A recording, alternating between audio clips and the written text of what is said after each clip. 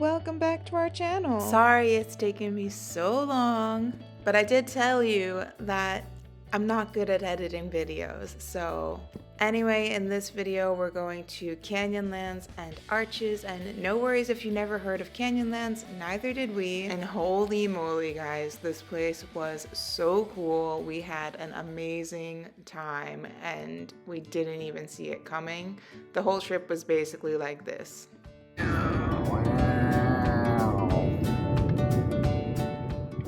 And to keep with the theme of us not being entirely prepared for our trip, after this beautiful drive through Moab, the town that is nearest to Canyonlands, we finally arrived in Canyonlands. There was an hour wait to get in.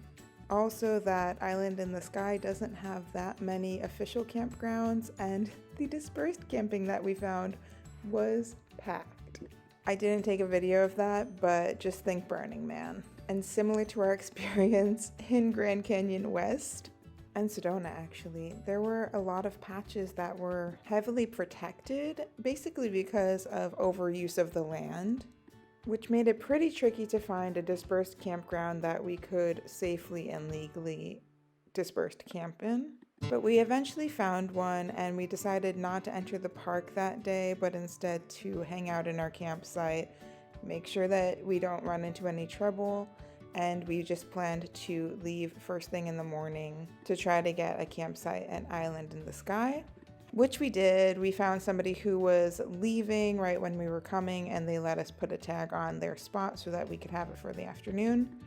We just started hiking right away with the Lathrop Trail, which was amazing.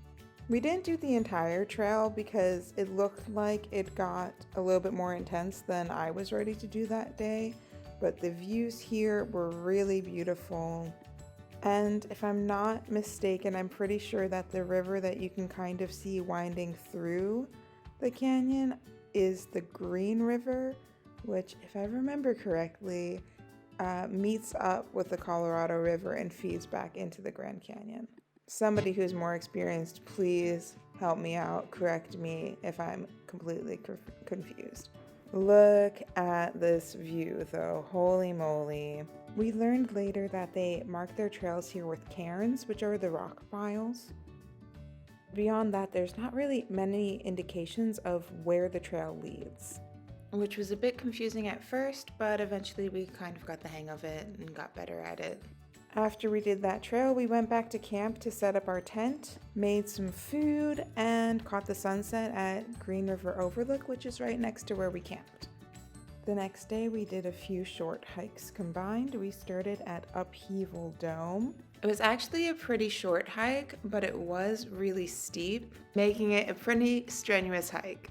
There's also a bit of a debate amongst geologists as to how Upheaval Dome got there, which I found really interesting. There's also another longer hike, which apparently is where the most park rescues occurs, which is why we didn't go. Instead, we went to Whale Rock, which, true to its name, looks like a whale. It was a little bit difficult to find how to get to the actual top of the rock because there weren't as many cairns, and there aren't really any other indicators of which direction to go to. But Scott has a really good internal GPS, and so once we did find the top, we got to see this view. And yeah, it was breathtaking, as you can see. After that, we did another short hike to the Grandview Overlook, which, even though it's just an overlook, it was, I think, a half-mile hike to get to the overlook.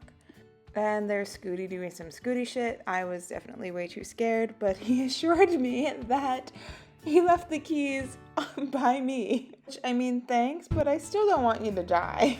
They call it a Grandview Overlook, and yes, wow, look at that view. The next day, we decided to do a longer hike. This is the Alcove Spring Trail. You can see we did quite a bit of scrambling in the beginning and end, as well as some scree, which is basically what you see here with the rocky, unconsolidated debris. Most of the trail was just in the canyon itself, so it was pretty flat. We did see some pretty cool tadpoles, which of course I had to take a million pictures of for my mom because my mom's an elementary school teacher.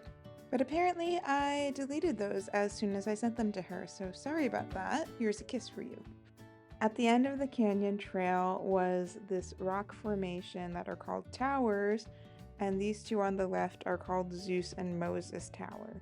Initially, I thought that the hike included hiking up to Zeus and Moses, but then when we looked on the map, it was another mile, so therefore another hour on top of our already 11-hour hike. So we both agreed that we did not have the energy to add another hour to our trip. We were in all of them from down below, and after the end of our trail, we took a short break before heading back up, which was worse than going down for sure. But we did stop in the alcove for this.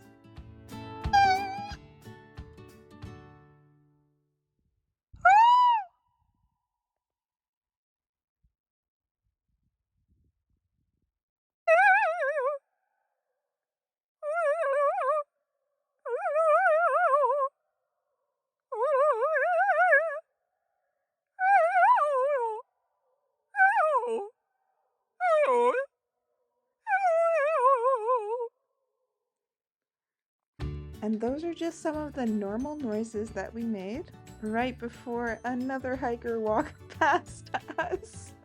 But if you know me, you know we weren't embarrassed because I think it's funny how weird I am. We went back to the campsite and Scott made us one of our dehydrated meals and just let me sit in the hammock like a camping princess. And he even did the cleanup so that we could make it on time to the overlook, where we went to a ranger-led stargazing tour, which we both really loved.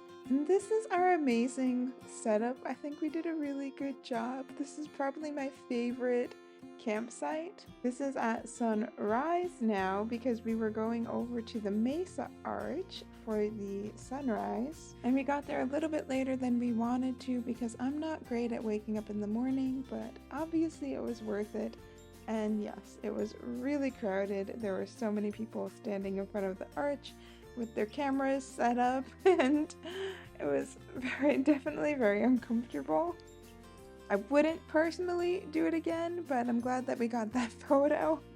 And then we just went right afterwards to Arches National Park, which is basically right outside of Canyonlands Island in the sky, I should specify. And there's a lot of hikes that you could do in Arches if you prepare and get the permits in time, but it's not a super big park, so doing it as a day trip was actually pretty perfect. The time that we went and the time that I'm recording this video, they do timed entry, so you do need to book that in advance, but it's definitely not something that I would want to skip. Hikes in Canyonland are longer and more entertaining, I would say, but the arches and the natural wonders of Arches did outshine Canyonlands a little bit. I definitely had way more fun in Canyonlands because there's so many long hikes that you can do, but for a day trip, Arches is just absolutely perfect. You see so many of these beautiful arches and none of the hikes are that long. I'm sure there are longer ones, like I said, but there are so many short hikes that you could do to fill a day, especially if you're like us and you like going on hikes. And here is Scott's acting debut. I'm not sure what he was going for, but I love him. And of course, because New Yorkers are everywhere, I met somebody who is from maybe half an hour away from my hometown. You can take the girl out of Long Island, but Long Island is literally everywhere. This was a very fun little uphill scramble and downhill scramble, but going up was definitely way more fun. We found a pretty decent dispersed camping spot not too far away before we went over to the Needles District. I should also point out that Canyonlands does not have any showering facilities at all. Right before Canyonlands Needles, we found a place that you can pay $10 to have a 5-minute shower. At least for the ladies, the shower did have like a stop-start thing. But yeah, it had been 10 days since we had showered, so we took that. For these little potholes that you see in this picture, are actually tiny little ecosystems, which I love. Right now they're dry, and the biological crusts are actually what keeps the potholes thriving. They're made of communities of cyanobacteria, mosses, algae, lichens, and fungi. And this prevents erosion, stores moisture, and provides nutrients for plants to live in, which is why there's a lot of signs saying don't bust the crust, don't walk on it, and don't touch it. We actually encountered this right before going into Sedona, and Scott and I both thought it was so cool how much desert life depends on these biological crests.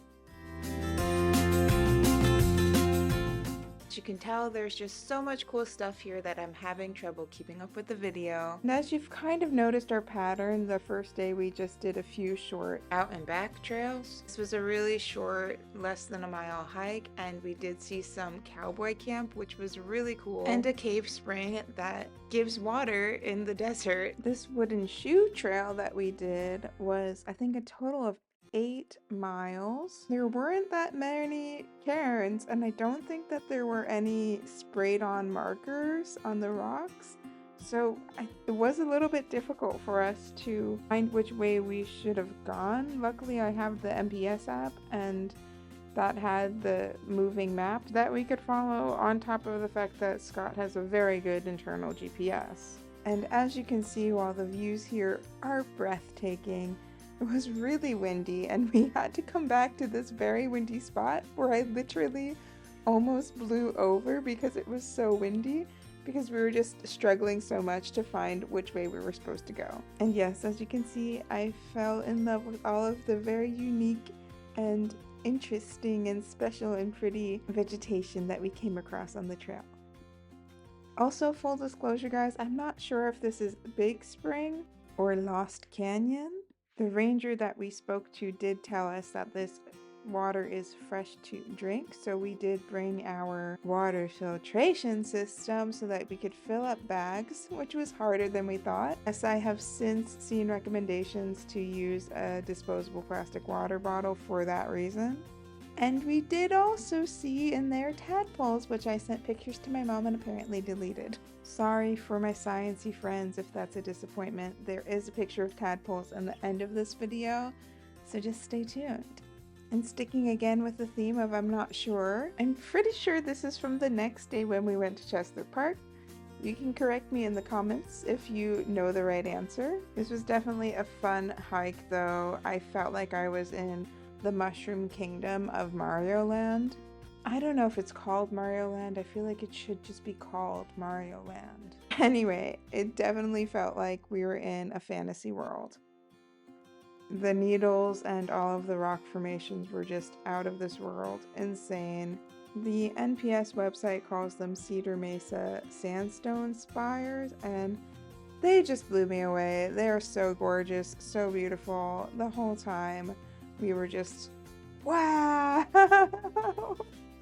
The Chestler Park loop is a total of 10.7 miles. I do think that we added on to that, but I can't really remember. But we did have a lot of fun passing through all of these different parts of the park. As you can kind of see from these pictures, there's parts where there are big rock formations that we passed through. And while it was pretty hot here, this area was kind of like an air-conditioned area where it must have been like 10 to 15 degrees colder than it was outside. It actually felt like we were inside of a walk-in freezer or something. This was probably the most incredible overlook that we found. I would honestly say even in the entire experience of the Needles District. It was just really cool. As you can see, there's all of this green vegetation growing around, and there were, I think, a few sprinkles that day. But then there were other parts of the hike that were sand and very, very deserty. All in all, this was just an absolutely amazing hike, and we also found some people who were doing backcountry camping, which definitely next time we're going to remember to get the permits, because backcountry camping out here in kind of the middle of nowhere would be amazing. And of course I had to pay some attention to all of these fun flowers that we came across. Also, if you want to learn how the sandstone formed and got here, it's a very interesting story that you can easily find on the NPS app. Or on the NPS website, of course. And yes, this is kind of what an average day looked like for us when we did a longer hike. The next day, we just very quickly went to natural bridges. We found a dispersed campsite not too far away. Similar to Arches, natural bridges is a nice day hike. There are the tadpoles, everybody. I know you were waiting for them. There they are, and they're pretty big compared to the other ones we saw earlier in the hike. And yes, by hike, I mean trip. Also similar to Arches, the layout of natural bridges is very car friendly, and you can easily hop in and out to look at all of the different overlooks. They do have a lot of overlooks and short hikes, as well as a few longer hikes. Wow, guys, I can't believe it's the end of the video. Thank you all for watching. I will try to get the next video up in a timely fashion. See you all next time. Bye!